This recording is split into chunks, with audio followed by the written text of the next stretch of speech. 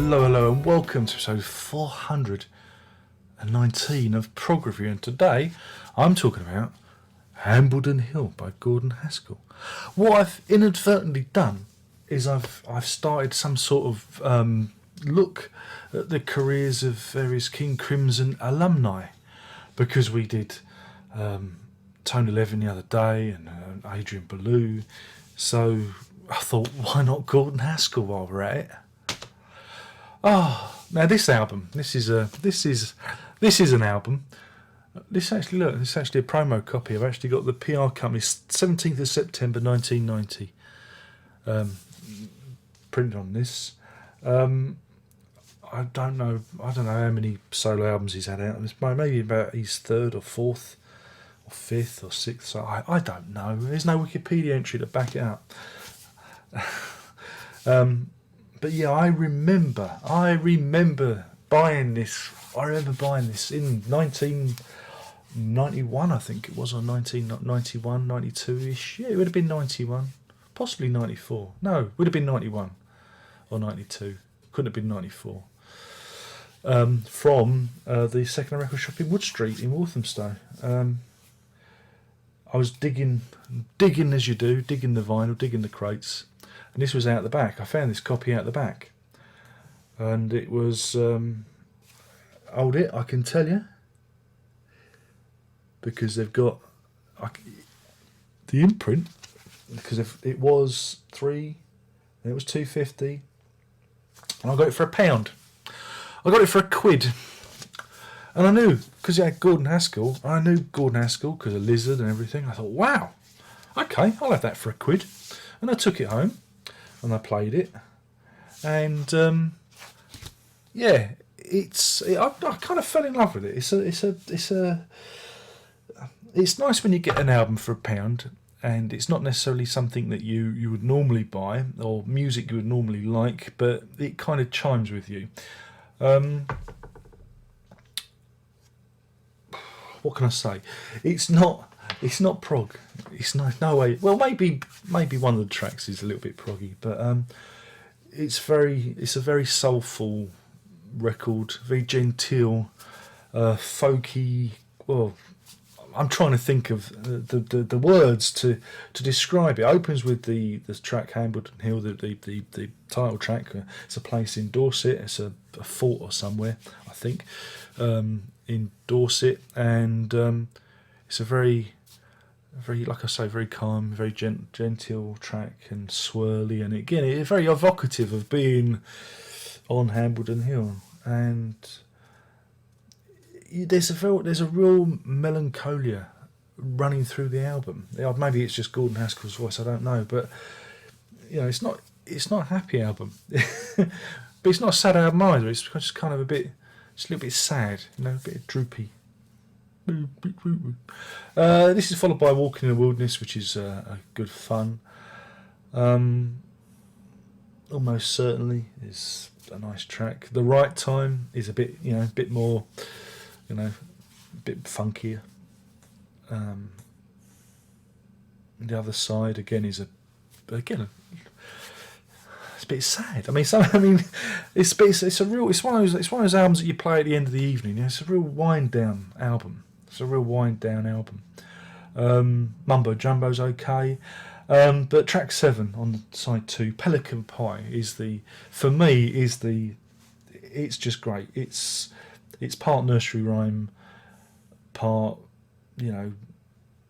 dark children's. There's a a bit of a minor key darkness on this one, and there's lots of allusions and things, lots of vivid imagery on there, and I really like it as a track. It's a really nice little track, and for me it's a standout one. That and the following track, Mystical Illusion, which is nice. And then What Broken Hearted People Do is it sounds exactly how it sounds, the title sounds. And finally, Breathing In brings the album to a close.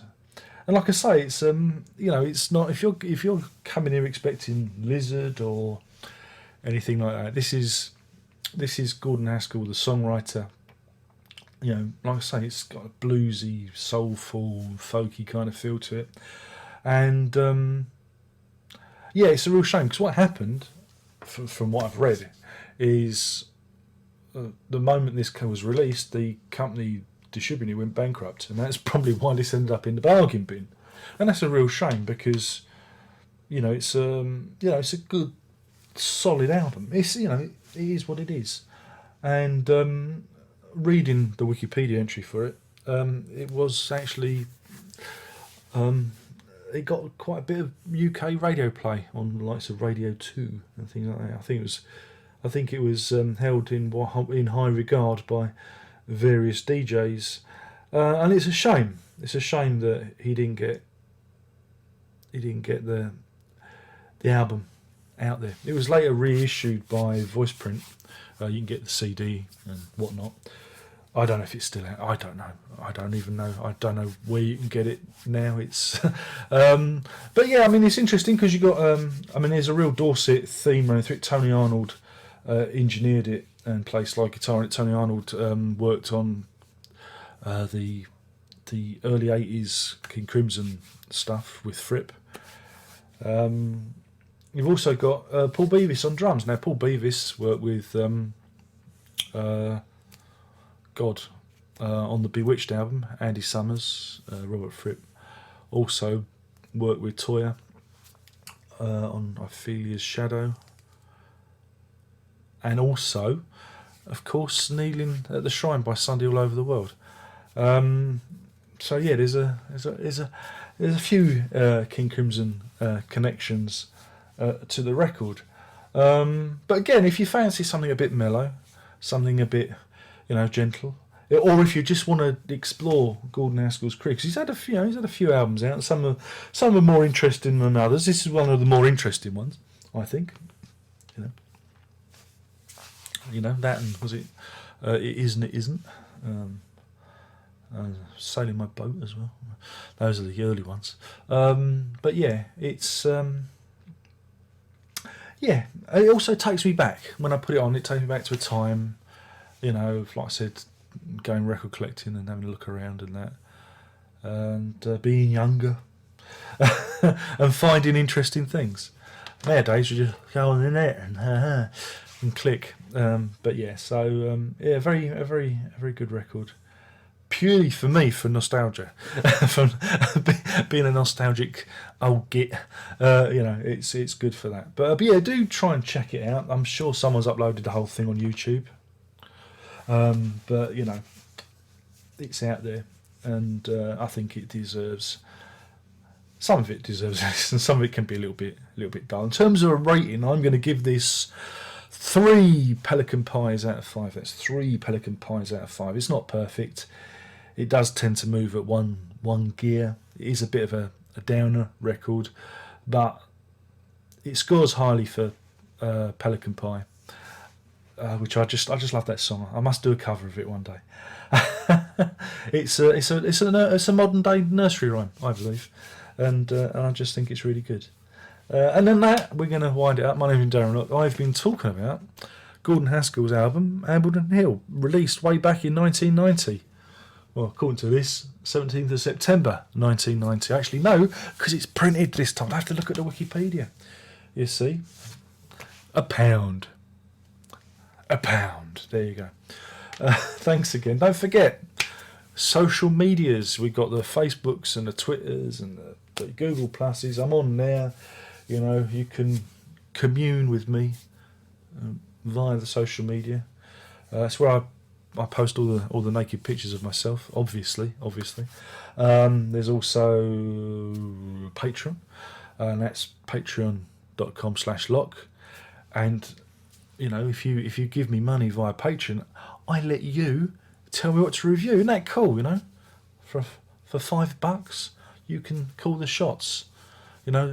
I've been running it for ages, but nobody bothers. You see, nobody bothers. You can't bother. You just shout at me, do this, do that in the comments. And of course, I don't take unsolicited reviews. I only unless I ask them on social media. You see, 'cause some days I do throw it out there, but I'm not here to be barked out. some junkyard dog. You're not going to bark at me. Your orders. And of course, there's the bloody music. It's music.darrenlock.com. At the moment, Mayday is out. It's the latest collection of awful tunes recorded by myself. Please do help yourself. And that's it. I think I've done enough promotion. Only one more thing to say, and you know. Oh yes, you know what that is, and that is Prog on.